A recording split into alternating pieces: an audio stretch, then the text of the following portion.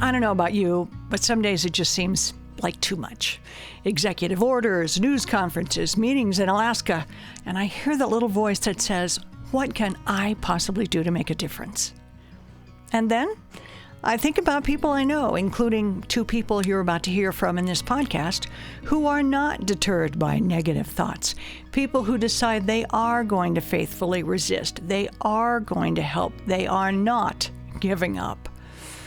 No fancy job titles on today's agenda, just two regular people who consistently volunteer. They both attend Jefferson Unitarian Church. I'll talk to Mindy Moore about the work she has been doing for years on affordable housing in Arvada and Jefferson County. Did you know that an enormous percentage of people who work in this county can't afford to live in this county? You'll hear more from Mindy. First, though, we'll talk with a woman who has also volunteered for years to accompany people to court, largely for immigration cases and ICE check-ins. I love that Carol Wilsey is such a plain talker about what she does and why she does it. We are happy today to welcome Carol Wilsey to the Faithful Resistance podcast. She's a member of Jefferson Unitarian Church on staff there and is an active volunteer in what you could say the faithful resistance world.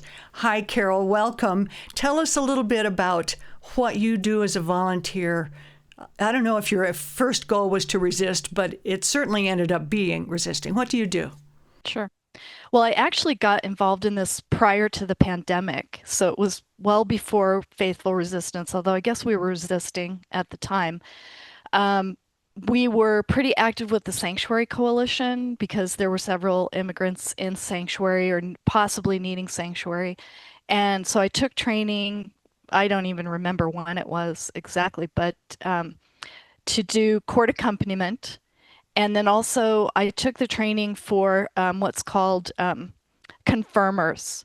I've actually not been called to do that, but a confirmer is a person that could be called when there's suspected ICE activity to go document what's happening and to, provide information to the community about what they're seeing and hearing and what happens. Tell me what a court accompanier does.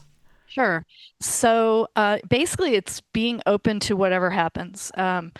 There's a list that comes out about once a week of people who have requested someone to go with them to court.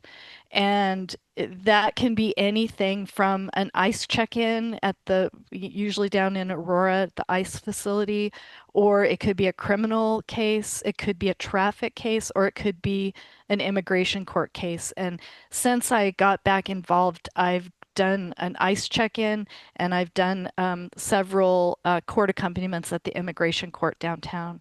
So what that means is basically you have very little information most of the time about what's happening and you show up. And usually it's helpful to have contact with the person ahead of time. Sometimes you don't, but you just go with an open heart and sit with them and talk to them. And if they ask you a question, you try to help. I usually try to take a whole lot of notes so that I can provide those notes to the person afterwards, because the court environment is stressful for people and, it's a little bit of the unknown. I feel kind of like it's not so unknown for me now because I've been down to the immigration court several times now. And many different things have happened. Like one time I showed up and that court case was canceled. And I didn't know that because I didn't have contact with the person. So you just have to be kind of open to whatever happens. You don't know what stage they are in their process necessarily. You're just really sitting there to be with them. That's what it's about. Yeah, it makes me wonder why they ask for someone to accompany them. Who tells them they can ask for someone to accompany them? Well, that's a really good question because I was actually thinking about that before we started this conversation. They're scared. I mean, they're really nervous. I don't know if you've been to court, but I once got called as an expert witness and I thought I was going to die. I was so scared. I mean, it's a lot of pressure, and this is actually a lot more pressure because their lives really depend upon it, what happens with their case.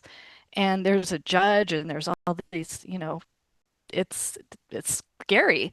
And the Colorado Rapid Response Network is the group that's, I think, I don't know exactly the organizational structure, but the American Friends Service Committee is involved. And the Rapid Response Network is where people are getting the information about getting accompaniment. So you're not legal representation in by any stretch of the imagination. No. You're just another human helping them along their journey.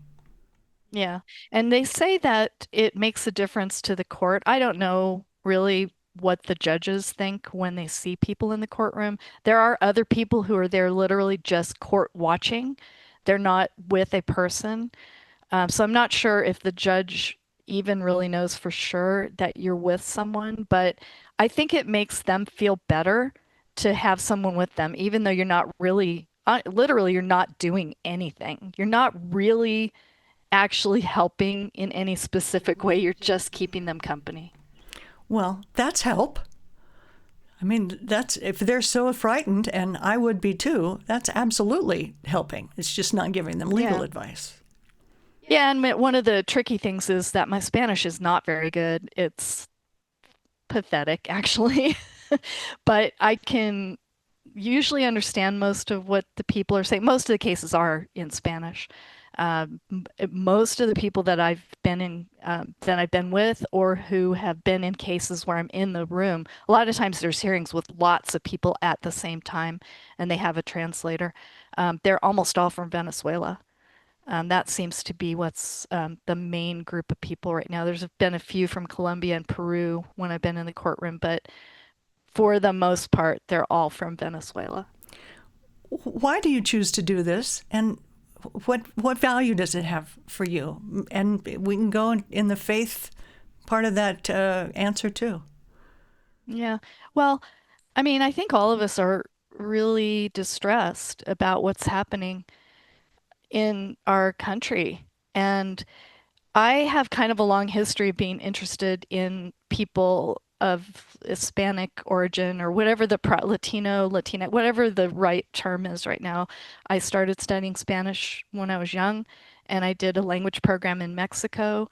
And I just, I don't know, I have an interest. And so one of the things that I thought about when all the stuff is happening is that it's really important to act locally.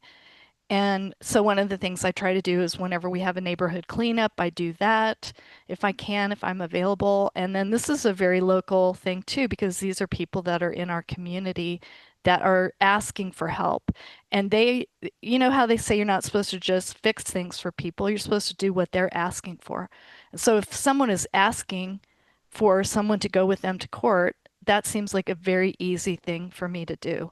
I bring that old white lady energy, and you can tell it's interesting when you show up at court because you're spotted immediately. You look different, you're the different person.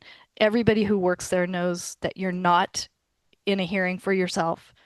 So it's noticeable. I don't know if that's good or bad, but it is what it is. Yeah. And you leave a day like that, and I always said as a reporter I hated this question the most, but I'm going to ask it anyway. How does it make you feel? Well, it depends, I think. I mean, the last few times I've gone, it's been different depending on who I was with or what happened in the courtroom. The judges have been very different. I've seen several different judges, and some of them are, I'd say, bored with their job, and I feel really bad about that, that number one, they don't seem to enjoy what they're doing. And number two, it makes it harder on the people who are before them having a hearing. Some of them have been extremely kind, and then I feel better about at least the process. I Sometimes I feel really sad about the people who are there and what happens. They don't have a lot of resources, and they are doing the very best they can, I think, but it's overwhelming. It's very complicated. The asylum process is, I don't understand it at all. And I think it's incredibly difficult to prove that you need asylum. So then I feel really sad about that. But at least I know I made them feel slightly better for the day. And I can just keep showing up. And if you were talking to people about why you think they might pursue this same kind of volunteering, and you are on this podcast, what would you say? Why is this a good thing for a person of goodwill to do? Well, I think I would go back to what I said before, two things. Acting locally is, sometimes you feel really hopeless about national politics in particular, or even state politics. But this is something that you can do that is, it's your community. It might not be your neighbor next door, but it's somebody in your community who wants help. And the second part of that is that they actually want the help. They are asking for someone to go with them. You're not saying you need someone to go with you and I'm going to be there and I'm going to tell you everything. You're just actually doing what they've asked you to do, which is to sit by them and maybe make them feel a little bit less nervous about being in court. Thank you. And thank you for the work you do. Appreciate it, Carol. You're welcome. I love doing it. That's what it comes down to, right? She loves what she does. Mindy Moore loves what she does too, and is good, I think, at explaining why affordable housing is an issue that affects all of us, even if we've been in our homes for years. We're so happy today to be able to talk to one of the experts in housing affairs that we know from Jefferson Unitarian Church, Mindy Moore, who's been working on housing issues for 10 years? More, Mindy? Yeah, it's been about 10 years now, the Community Action Network. Oh, that's great. I want to get into current stuff, but I would love if you'd start with, you've been working on housing long before even Trump 1, let alone Trump 2.0, for a long time. Tell me just a little bit about the kinds of issues that you've been dealing with for years now with trying to make housing more equitable. Yeah, we've been looking at how to make housing more affordable for people in Jefferson County. And this is by looking at state and local laws and zoning, things that affect homeowners as well as renters, ways to make changes to the system so that people can afford to buy their first home, can afford to pay their rent, don't get evicted because rents are too high. We've been working with city, county, and state legislators on this locally, just trying to learn how those decisions are made, because they affect all of us, everyone from seniors, members of our congregation that want to downsize but can't find something small, single level, ADA compliant, Right. Who still have their working children living in their homes, who can't afford to rent or buy here, as well as the many businesses in Jefferson County. It's incredible. In Golden, 92 or 95% of the people who work in Golden commute in. They cannot afford to live in Golden. And in Arvada, it's 85%. Wow. So these are workers who are driving in, or if they're lucky, they can take a bus, clogging up the roads, polluting the air. And it's stressful. It's very stressful. We hear from so many small businesses and the chambers of commerce saying, we can't hire and retain employees. It's such an issue. And that affects all of us.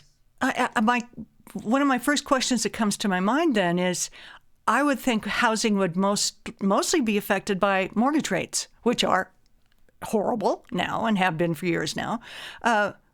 We can't do anything about mortgage rates. So really, what can you do? Well, this is, Colorado and the metro area is very high demand, especially if you look at during the pandemic. Everyone wanted big space, get out of the coastal cities. They moved here, and it created a lot of demand. And cities, I know Arvada and many others, catered to that by working with developers who built a lot of large single-family homes that these people loved. But when they moved here, most of them had higher incomes. They were higher earning households.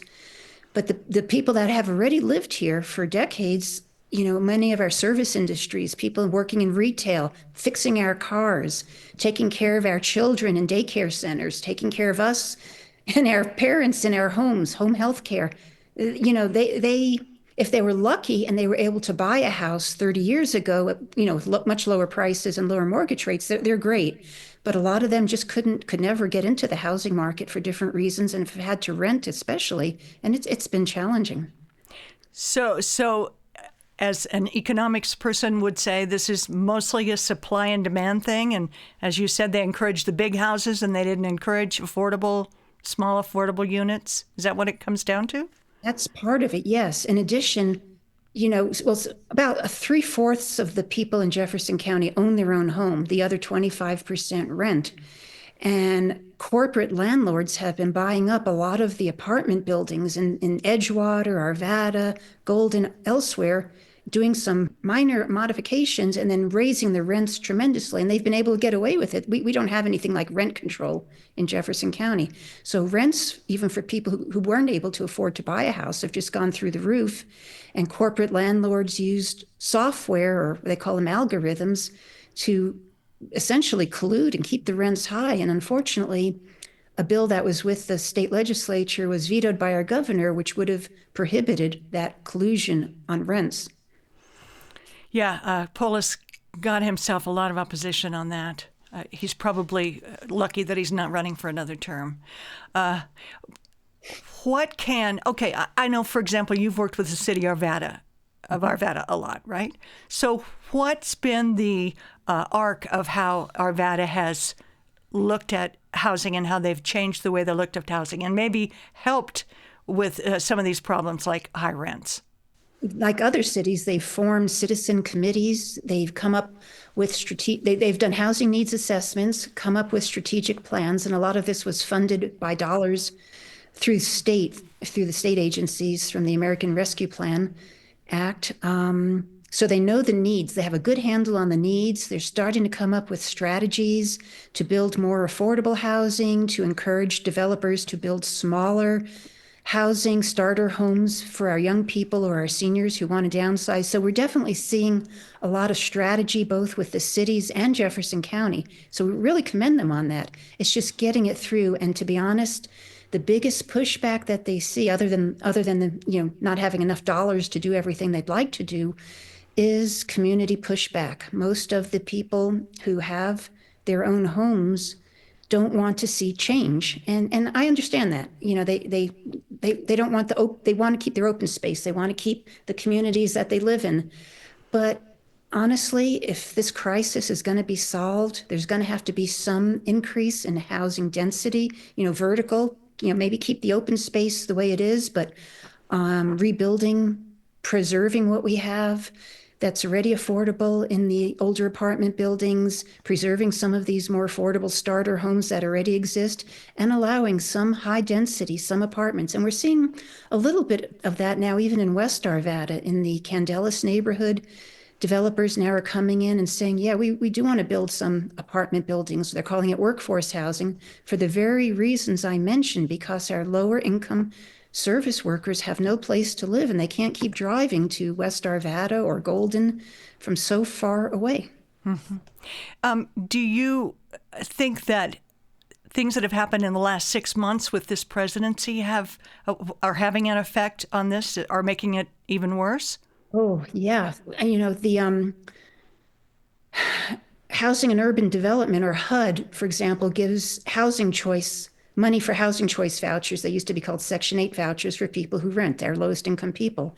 And those funds are flat and being decreased. All of our housing authorities are scared to death because here in Denver, the rents are still so high that even if the dollar amount stays flat, there's fewer people that can be housed. There was a recent article in the Arvada Press that our housing authority is worried that 55 households are going to be evicted because they can't keep up the vouchers for those households anymore. And these are mostly elderly and disabled people in Arvada.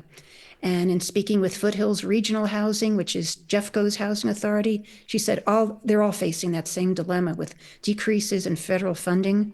So in addition to hearing about Medicaid cuts and everything else that affects our lower income people or our seniors, these cuts to housing dollars are really, really worrisome.